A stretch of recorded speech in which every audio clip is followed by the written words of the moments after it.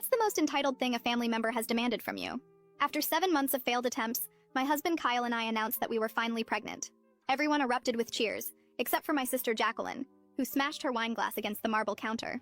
"How dare you!" she shrieked. "You know how long I've been trying for a baby. I deserve to be the first." Mom tried to tell her 19-year-olds aren't ready for a baby, but Jacqueline refused to back down.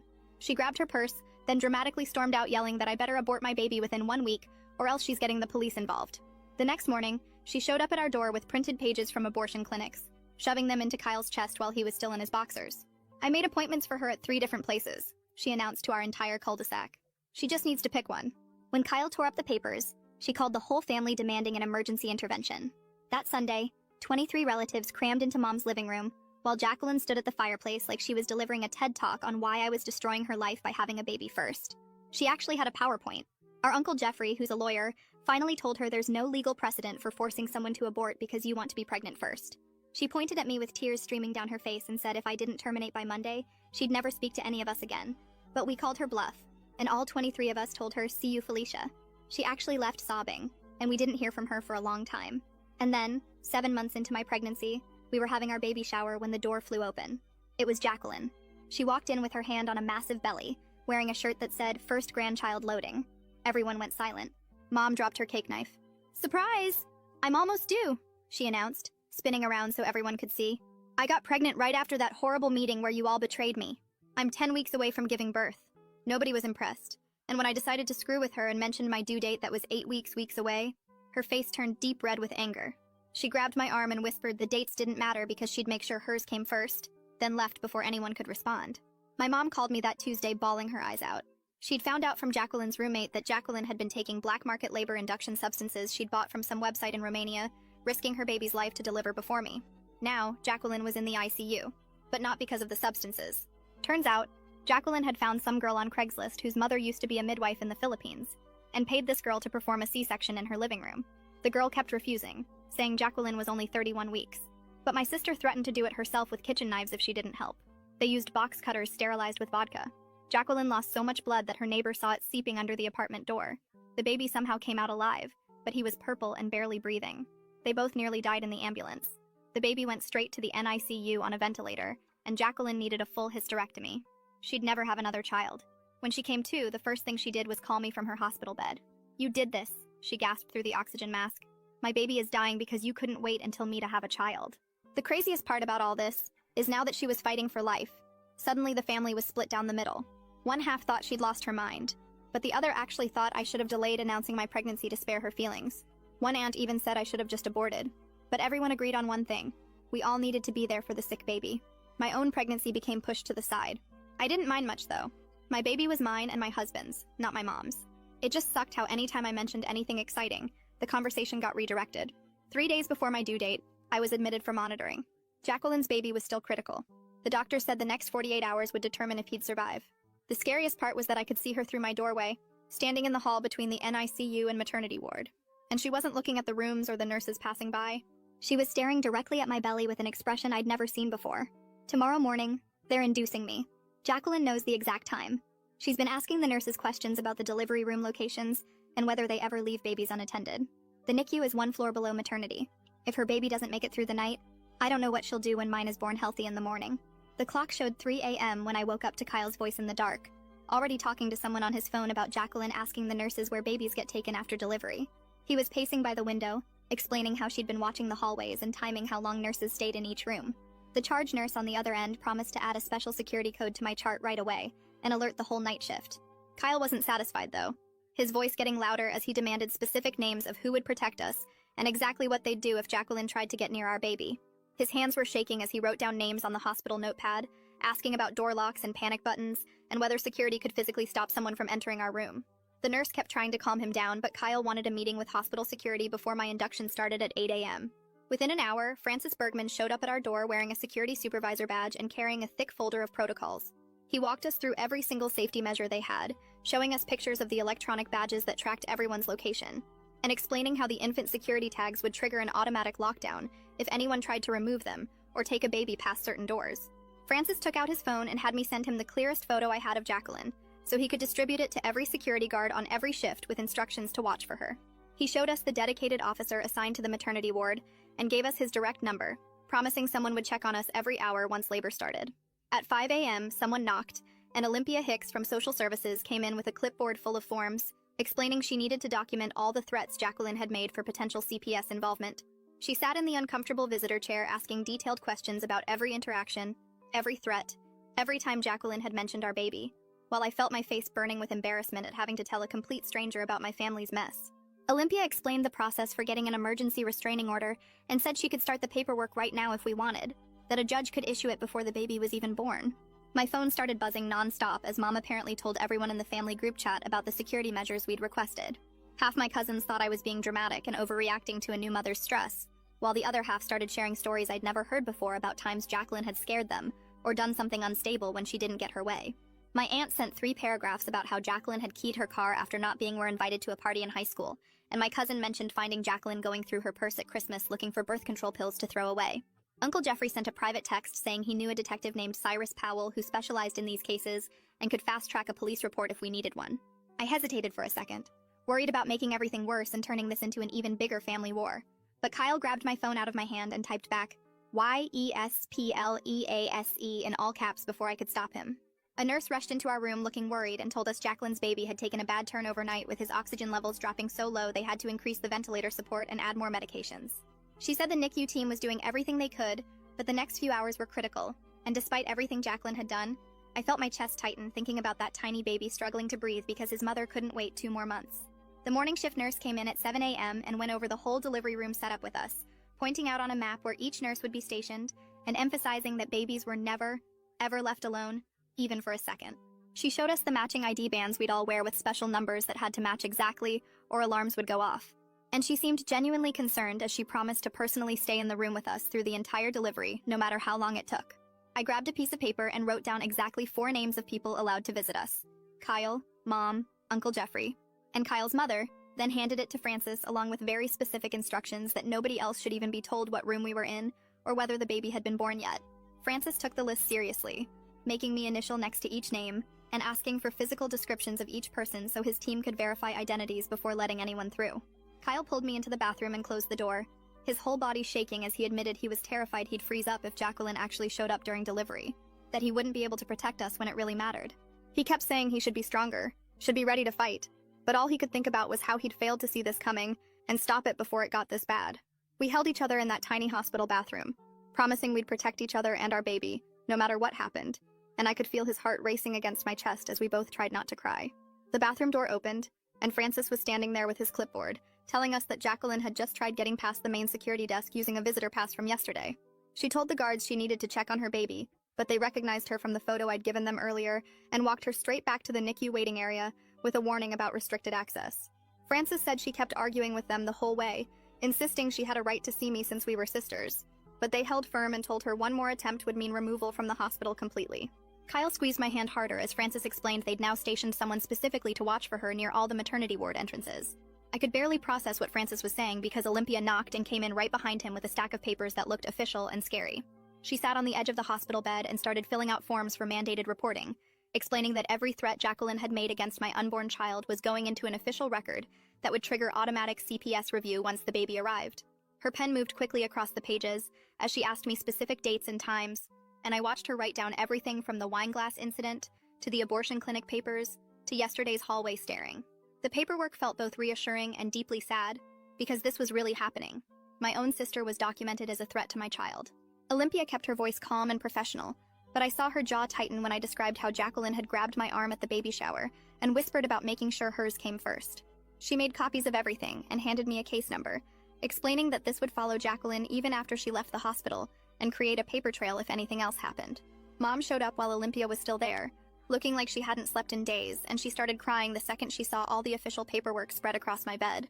She kept saying she was sorry for all the family pressure and how some relatives were taking Jacqueline's side.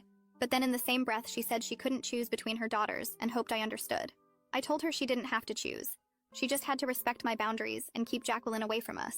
And she nodded, but I could see in her eyes that she didn't really get it. She kept looking at the CPS forms like they were weapons I was using against Jacqueline instead of protection for my baby.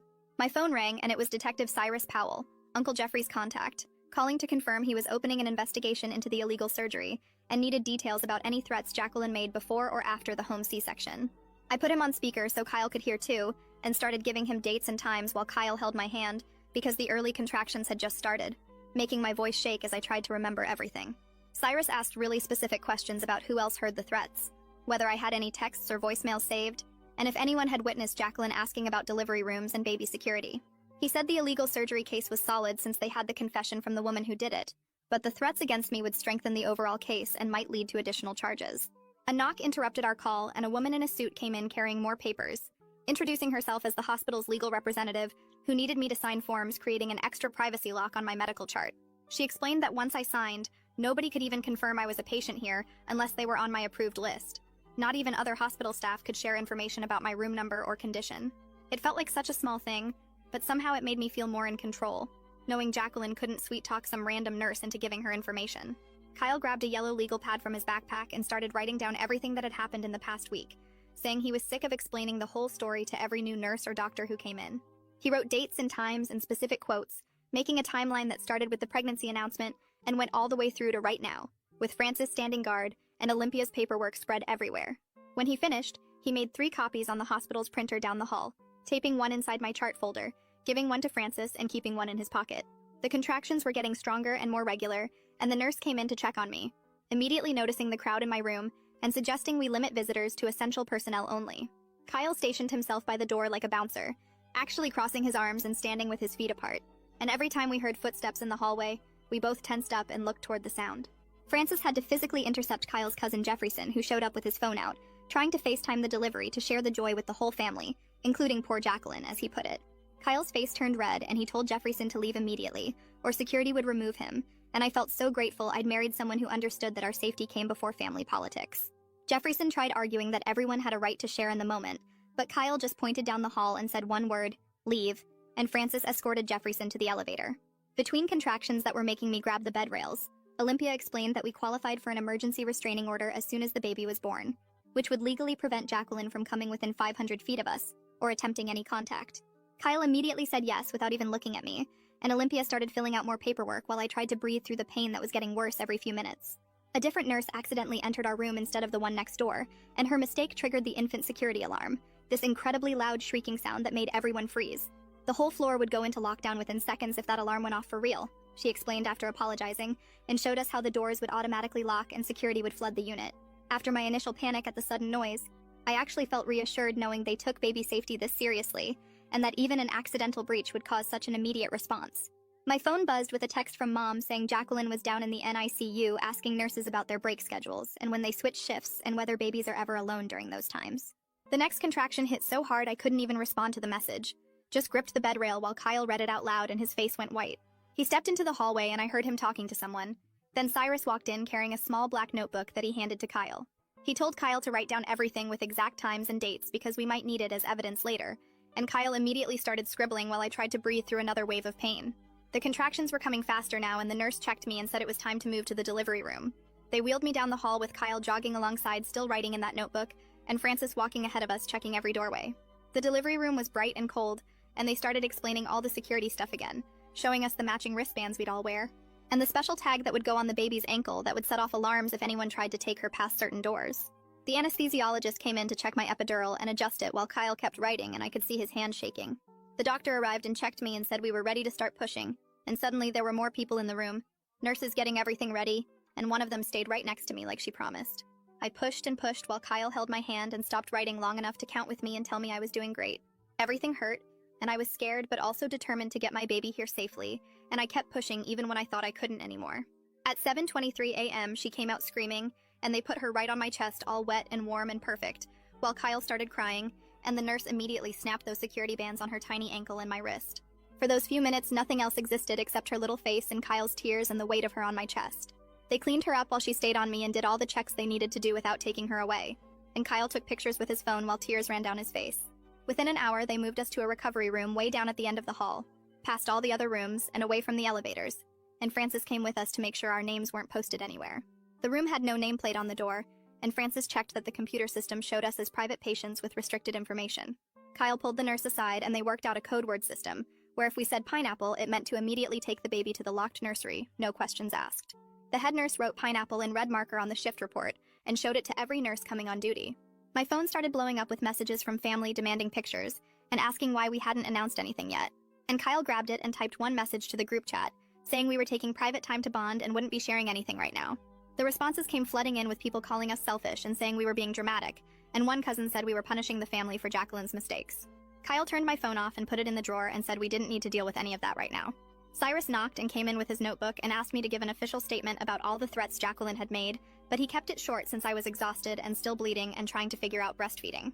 He mentioned the girl who did the surgery was questioned by police and would definitely face charges for practicing medicine without a license and endangering a child.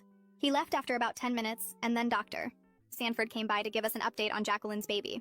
She said he was stable on the ventilator but still critical, and the next day would determine if there was brain damage from being born so early and losing oxygen during that horrible surgery. I held my healthy daughter closer and felt sick with relief that she was okay and guilty for feeling that way when my nephew was fighting for his life one floor below us. Dr. Sanford said Jacqueline was asking about us constantly, and the psychiatric team was concerned about her fixation, but she was too weak to leave her bed, so we were safe for now. Kyle's mom texted that she saw something on social media, and when Kyle checked his phone there was a post from Jacqueline saying I stole her thunder, and ruined her life by refusing to wait my turn, and she'd tagged every single family member she could think of. The post had pictures of her in the hospital bed looking pale and sick with captions about how I'd forced her to take desperate measures, and now her baby might die because of my selfishness. Kyle immediately took screenshots of everything before she could delete it, and added them to the folder he'd started with all our evidence.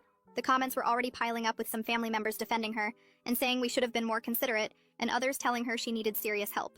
Francis came back to tell us someone had been calling the nurses' station, pretending to be different family members, trying to get our room number, but they couldn't provide the security code, so no information was given out. 20 minutes later, a woman in a suit knocked and introduced herself as the hospital's PR person, and she was holding a folder with printouts from Facebook and local news sites. She sat down next to Kyle's mom and started explaining how someone had leaked details about the illegal surgery to Channel 7, and now reporters were calling the hospital asking for statements. She told us not to post anything online or talk to any reporters if they somehow got our phone numbers, and handed us a card with the hospital lawyer's number just in case. Kyle took photos of everything she showed us, including a Facebook post from someone claiming to be a nurse here, talking about the crazy sister who did her own C-section. The PR lady left after making us promise 3 times that we wouldn't engage with any posts or comments about the situation. Olympia knocked about an hour later carrying a thick folder and looking more serious than I'd seen her before. She pulled a chair close to my bed and explained that CPS had to open an investigation because of how Jacqueline's baby was born, and they needed statements from everyone who knew about her threats. She kept saying we weren't being investigated and we were just witnesses, but she needed to know every single thing Jacqueline had said about taking my baby or hurting herself. I told her about the intervention and the PowerPoint, and how she'd grabbed my arm at the baby shower while Kyle added details I'd forgotten, like the exact words she used. Olympia wrote everything down in her notebook and asked if we had any texts or voicemails from Jacqueline, which Kyle immediately pulled up on his phone. She took pictures of everything, including the screenshots from social media, and said this would help protect both babies from any future incidents. After she left, Kyle went to talk to the nurses about visitor protocols, and came back looking upset. He'd found out someone had called 7 times in the past 2 hours, claiming to be his mother trying to get our room number, but they kept failing the security question we'd set up. His actual mother was sitting right there next to me the whole time holding our daughter, and she looked just as worried as we were. The charge nurse came in right behind him, and said they were changing everything immediately, and Francis would handle it personally. Within an hour, Francis was back with a whole new system, including visitor badges that needed photo ID and matching wristbands that changed color every day. He showed us the new list where he'd personally verify every single visitor and assign someone to walk them to our room instead of letting them wander the halls. He also moved us to a different room at the very end of the hallway with only one way in and cameras covering the whole corridor. Kyle's mom helped us pack everything while the baby slept in her bassinet, and we settled into the new space that felt more like a bunker than a hospital room. Mom showed up the next morning with red eyes and shaking hands. She sat on the edge of my bed and asked if she could bring Jacqueline for just 5 minutes to meet the baby, because maybe seeing her would snap Jacqueline back to reality. She kept saying it might help heal the family and make Jacqueline realize what she'd done wrong. I looked at Kyle and then back at Mom and told her absolutely not, and there was no way Jacqueline was coming near my daughter after everything she'd threatened. Mom started crying harder and said I was being cruel and tearing the family apart, but I didn't chase after her when she left. I just held my baby closer and tried to focus on feeding her while Kyle rubbed my back. My phone rang and it was Cyrus calling with an update. He said Sterling Waite had given a full statement about finding Jacqueline bleeding on the bathroom floor and calling 911, and the woman who did the surgery had confessed everything. She told police that Jacqueline had threatened to hurt herself if she didn't help, and showed them the texts where Jacqueline said she'd use kitchen knives if necessary. Cyrus said the evidence was overwhelming, and charges would definitely be filed once the prosecutor reviewed everything, which would probably happen within the week. He also mentioned that Jacqueline might face charges too, once she was mentally stable enough to stand trial, but that could be months away. Olympia came back that afternoon with a different folder and a gentle smile. She said she needed to do a postpartum mental health screening with me, which felt weird since we both knew my stress wasn't normal new mom stuff. She asked me questions about sleeping and eating and crying, and then acknowledged that what I was going through was way beyond typical, and she wanted to connect me with someone who could help. She'd already arranged for a trauma therapist to come see me tomorrow right here in the hospital room so I wouldn't have to leave the baby. While she was finishing her notes, my phone buzzed with a text from my aunt saying I should publicly apologize to keep the peace and think about family unity. I didn't even respond, but just showed Kyle, who grabbed my phone and blocked her number while muttering something about people being insane. Francis burst through the door looking angry and out of breath. Someone had tried to get onto our floor using a visitor sticker they'd stolen from the cardiac unit, but security caught them at the elevator when they couldn't answer basic questions about who they were visiting. The person ran before anyone could grab them, but we all knew exactly who it probably was, even though Francis couldn't say for legal reasons. Kyle stood up and said enough was enough and asked Cyrus to come back immediately. When Cyrus arrived, Kyle had already printed out everything, including the security footage Francis had shared, and all the screenshots and texts and threats. They sat at the little table in my room, filling out paperwork for an emergency restraining order, while I nursed the baby and tried not to cry. Cyrus said the judge would hear our case tomorrow morning through video conference, so I wouldn't have to leave the hospital, and based on the evidence, we'd definitely get at least a temporary order. Kyle held my hand, while Cyrus explained that the order would prevent Jacqueline from coming within 500 feet of us, or trying to contact us in any way, including through other family members. The door opened, and Dr. Sanford walked in, carrying a clipboard, and looking less worried than before. She pulled up a chair next to my bed, and started explaining that Jacqueline's baby was doing better than yesterday, actually breathing over the ventilator for a few minutes at a time now. The numbers on his charts were going up slowly, and while it wasn't some miracle recovery, it was definitely progress. I held my daughter closer and felt this weird mix of relief and guilt, because I'd been praying for that baby, even though his mom wanted to hurt mine. Kyle squeezed my shoulder while Dr. Sanford showed us the charts and pointed to the improving oxygen levels. About an hour later, a different woman knocked and came in wearing a badge that said, Child Protective Services. She sat down with this thick folder and started asking if we'd thought about taking Jacqueline's baby, if he survived, but couldn't go home with her because of the criminal investigation. My whole body went cold and I looked at Kyle, who was already shaking his head. The worker kept talking about kinship placement and family preservation while I felt like I couldn't breathe because I'd just given birth yesterday, and now they wanted me to take care of a sick premature baby whose mother was threatening us. Kyle stood up and told her firmly but politely that we needed to focus on our own newborn, and that taking on a medically fragile infant while dealing with ongoing threats would be dangerous for everyone involved. The worker wrote something down and said she understood but had to document that she'd asked. I started crying from relief that Kyle said what I couldn't get out of my mouth. My phone rang 20 minutes later and it was Mom sobbing and begging us to reconsider the kinship placement. She kept saying it was the only way to keep Jacqueline's baby in the family, and maybe help Jacqueline not completely lose her mind. I told her there were other relatives who could help, that she had siblings and cousins who didn't just have a newborn and weren't being threatened. Mom said none of them would do it and we were the baby's only chance, but I had to hang up because I couldn't handle the guilt trip on top of everything else. Francis burst through the door about an hour later with 2 other security guards behind him. They had Jacqueline between them, and she was screaming at the top of her lungs about us stealing her baby's only family and destroying her life on purpose. She'd somehow gotten past the desk and made it all the way to our room before they caught her. The other patients in nearby rooms were peeking out their doors looking terrified, while Jacqueline kept yelling that we were murderers and thieves. Francis and the guards dragged her toward the elevator while she kicked and screamed the whole way. I felt horrible that all these other new moms trying to recover had to deal with this chaos. A psychiatrist showed up within 30 minutes and asked us questions about what just happened before going to evaluate Jacqueline. He came back 2 hours later and told us she was showing signs of postpartum psychosis combined with trauma from her baby's condition and the consequences of her actions. He'd already started the paperwork for an involuntary psychiatric hold, which meant she'd be transferred to the psych ward and couldn't leave until doctors cleared her. The CPS worker came back that afternoon and clarified that they were looking at all options for the baby, including his father's family who lived in another state. She said we weren't actually the first choice, and she just needed to document that she'd explored every possibility. The relief hit me so hard I almost threw up, because I'd been imagining trying to care for 2 babies while looking over my shoulder for Jacqueline. The next morning was our restraining order hearing, and they wheeled in this whole video setup so I wouldn't have to leave the room. The judge appeared on the screen and reviewed all the evidence Cyrus had submitted, including the security footage and documented threats. He asked a few questions about specific incidents, and then granted a temporary restraining order that would keep Jacqueline at least 500 feet away from us, and ban any contact attempts for 30 days. He scheduled the full hearing for next month when we'd have to go to the actual courthouse. After the hearing, Kyle asked Francis to show him exactly what to do if the infant security alarm went off. They spent an hour going through the whole drill with Francis showing him the secure areas and emergency procedures. Kyle practiced over and over until he had it memorized and knew exactly where to go and what buttons to press. Watching him take it so seriously and work so hard to protect us made me love him even more than I already did. That afternoon, I sat with my phone and recorded everything that had happened from the very beginning. I talked for almost 2 hours going through every threat and incident with specific dates and times and details. I saved the recording in 3 different places, including sending it to Uncle Jeffrey and uploading it to a cloud account Kyle set up just for evidence. Having my own record of everything made me feel less helpless and more in control of what was happening to us. The discharge planner knocked on our door the next morning with a thick folder and a worried look on her face. She spread out maps on my bed showing different routes from the hospital to our house with certain streets highlighted in yellow. She explained the yellow ones were the most public and had the most cameras in case we needed proof of anything happening. Kyle took pictures of everything with his phone while she wrote down the direct number for police dispatch that would skip the regular 911 operators. She gave us cards to give our neighbors with a photo of Jacqueline and instructions to call police if they saw her near our property.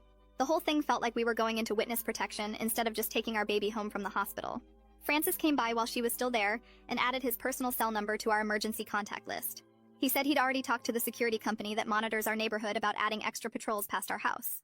3 days later, when they finally cleared us to go home, Kyle spotted his cousin Jefferson sitting in a car in the visitor parking lot with a big camera.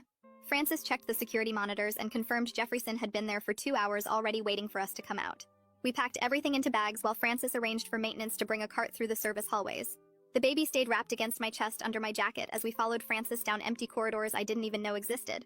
We went through the hospital kitchen where the staff barely looked up from their prep work. Kyle carried our bags behind us, checking over his shoulder every few steps. The loading dock smelled like old garbage and diesel fumes, but our car was already there with the engine running. Francis had moved it himself using Kyle's keys, so nobody would see us in the regular parking garage. We strapped the baby in while Francis stood guard, and then drove out the back exit that delivery trucks use. Kyle took 3 different turns checking the mirrors before finally heading toward our actual neighborhood. Jefferson never even knew we'd left and probably sat there for another hour waiting for nothing. At home, everything looked exactly the same, but felt completely different knowing what we were dealing with. I jumped when our neighbor's dog barked and kept checking the locks even though I'd just checked them 5 minutes before. The baby would cry, and I'd wonder if someone outside had made a noise that scared her. Kyle stayed up after I finally fell asleep, sitting by the window with his phone ready to call 911. We switched places at 3 in the morning when the baby needed feeding, and I took over the watch. Neither of us got more than 2 hours of sleep at a time those first few nights. Every car that drove past made us both freeze and listen until it passed. The doorbell rang on our 3rd day home, and we both panicked until we saw Cyrus through the peephole. He came in carrying a box with a security camera system that some victim fund had paid for. He spent 2 hours installing it on our porch and showing us how to check the feed from our phones. He positioned it to cover the entire front yard and sidewalk so we'd have video of anyone approaching. While he worked, he took more photos of the threatening messages on my phone for the criminal case file. He told us the prosecutor was taking this seriously and building a solid case for when Jacqueline was stable enough to face charges. The next morning, I found a cardboard box on our porch that hadn't been there the night before.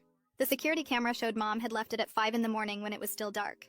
Inside were baby clothes from when Jacqueline and I were little, all washed and folded perfectly. Her note said she loved us, but needed time to figure out how to process everything that had happened. She promised to respect our boundaries, but hoped we knew she was thinking of us. I cried holding those tiny outfits, remembering when things were simple and Jacqueline was just my annoying little sister. That afternoon, my phone rang with the hospital number, and my stomach dropped thinking something happened with Jacqueline. But it was Dr. Sanford calling with an update on the baby's condition. She said he'd started breathing on his own for 15 minutes at a time without the ventilator. His brain scans looked better than expected, though they wouldn't know about delays until he was older. The prognosis had shifted from critical to serious, but stable, which should have made me happy. Instead, I felt guilty for wishing he would just stay sick enough that Jacqueline couldn't use him against us somehow. 4 days later, Kyle's phone rang at 2 in the morning with a number we didn't recognize. The voicemail was Jacqueline's voice, shaky and furious, saying we'd destroyed her life and stolen her baby's future.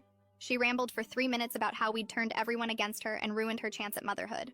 Kyle called Cyrus immediately, even though it was the middle of the night, to report the violation. Cyrus said she must have used another patient's phone at the psychiatric facility, which was a serious breach. The restraining order hearing was scheduled for that Friday, and the judge appeared on our laptop screen from his courtroom. He reviewed the stack of evidence Cyrus had submitted, including the security footage and voicemail from that week. He asked us a few questions about specific incidents and whether we felt our safety was at risk. After 20 minutes, he extended the temporary order to a full year with criminal penalties if violated. He made it clear that any contact attempt would result in immediate arrest once she was released from psychiatric hold. The relief hit me so hard I started shaking, and Kyle had to finish answering the judge's final questions. 2 weeks later, Olympia called to tell us they'd found placement for Jacqueline's baby with his father's parents in Oregon. The grandparents were stable, financially secure, and had no criminal history or concerning behaviors. They'd already started the interstate placement process and would take custody as soon as the baby was medically cleared. She confirmed we were officially removed from consideration as caregivers, which felt like a huge weight lifting off my shoulders. I felt guilty for being relieved, but also knew we couldn't handle that situation on top of everything else. Kyle scheduled a video call with the extended family for that Sunday to set clear boundaries going forward. 23 relatives joined the call, though half of them had their cameras off. Kyle did most of the talking, explaining we'd send one monthly update email but wouldn't respond to individual texts or calls.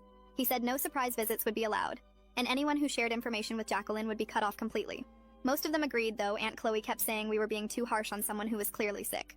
Uncle Jeffrey backed us up, reminding everyone that mental illness didn't excuse criminal behavior or threats. The call ended with uncomfortable silence, but at least everyone knew where we stood. Mom called 3 days later to tell me she'd signed up for therapy at the community mental health center and found a support group that meets every Tuesday for families dealing with relatives who have mental illness. She drove herself to the first meeting that same week and sat in a circle with 12 other people who understood what it felt like to love someone whose brain worked differently. The therapist gave her worksheets about setting boundaries and recognizing enabling behaviors, which she actually filled out instead of shoving them in a drawer. She started keeping a journal where she wrote down all the times she'd made excuses for Jacqueline's behavior over the years, pages and pages of incidents she'd brushed off as teenage drama or sibling rivalry.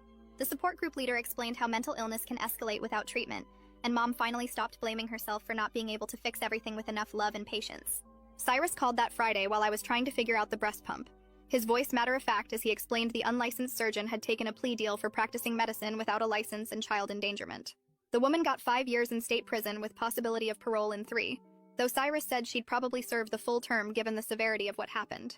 He mentioned Jacqueline would face her own charges once the doctors cleared her as mentally competent to stand trial, which could take months or even a year depending on her treatment progress. The prosecutor was building a case for reckless endangerment of a child and possibly attempted murder if they could prove she knew the risks to her baby. I found a new parents group at the library that met Wednesday mornings. Just 8 moms with babies under 6 months old, sitting on yoga mats talking about normal stuff like diaper rash and whether organic formula was worth the extra money. Nobody knew about my sister or the restraining order or the baby fighting for life in the NICU. They just saw me as another tired mom trying to figure out this whole parenting thing. We compared notes on swaddle techniques and shared recommendations for pediatricians, and I felt like a regular person for the first time in months. The group leader brought coffee and homemade muffins, and we took turns holding each other's babies when someone needed a bathroom break, or just a minute to drink their coffee while it was still warm. The psychiatric facility called Kyle to inform us they were transferring Jacqueline to a specialized long-term treatment center 2 hours away that focused on postpartum psychosis and trauma-related disorders. The intake coordinator explained she'd be there for at least 6 months, possibly longer, with no set discharge date until the treatment team felt she was stable enough for outpatient care. They had strict visiting policies and all communication had to go through the clinical team first, which meant the restraining order would stay in full effect even while she was hospitalized. The facility specialized in cases like hers where criminal charges were pending alongside mental health treatment, with security protocols to prevent patients from leaving without authorization. Dr. Sanford caught us in the hospital parking lot during our 2-week checkup, having just come from checking on Jacqueline's baby in the step-down nursery. She explained his brain scans showed some areas of concern that would likely result in developmental delays, though they wouldn't know the full extent until he was older and hitting milestones. The grandparents from Oregon had arrived and were learning how to manage his feeding tube and monitor his oxygen levels for when they could finally take him home in another month or 2. She handed us a photo they'd asked her to share. Just a tiny baby in a onesie that said, "Little fighter" with tubes. And wires attached, but eyes wide open. And he looked exactly like Jacqueline did in her baby pictures Mom kept on the mantle. Kyle sat down that night with his laptop and created a family communication system, using a group email that would go out once a week with basic updates about the baby and nothing else. No individual texts or phone calls unless there was an actual emergency. No discussing Jacqueline's situation unless it directly affected our safety. No sharing photos on social media where she might see them someday. He set up an auto-response for any family members who tried to contact us outside the weekly email, politely directing them back to the boundaries we'd established. The system felt cold but necessary, giving us space to be new parents without constant family drama, while still maintaining some connection for the relatives who'd respected our boundaries. I pumped extra milk every morning and Kyle would drive it to the hospital in a cooler marked for the NICU donation program, along with the preemie clothes we'd bought just in case our daughter came early. The NICU coordinator never asked who it was for, but I think she knew, giving us a small nod of understanding when Kyle dropped off the supplies at the desk. We never visited Jacqueline's baby directly, but this felt like the right amount of help, supporting an innocent child without putting ourselves back in danger. During a 2 a.m. feeding when the house was completely quiet except for the white noise machine, I held my daughter against my chest and felt her tiny heartbeat while she drank. The family drama wasn't fixed and probably never would be completely, but we'd built walls around our little family that felt strong enough to protect her from the chaos. My phone sat silent on the nightstand, No angry texts or guilt trip voicemails. Just peaceful darkness and the soft sounds of my baby breathing. That's a wrap for now. Thanks for just hanging out and exploring all these little details with me. Until next time, subscribe for more content like this.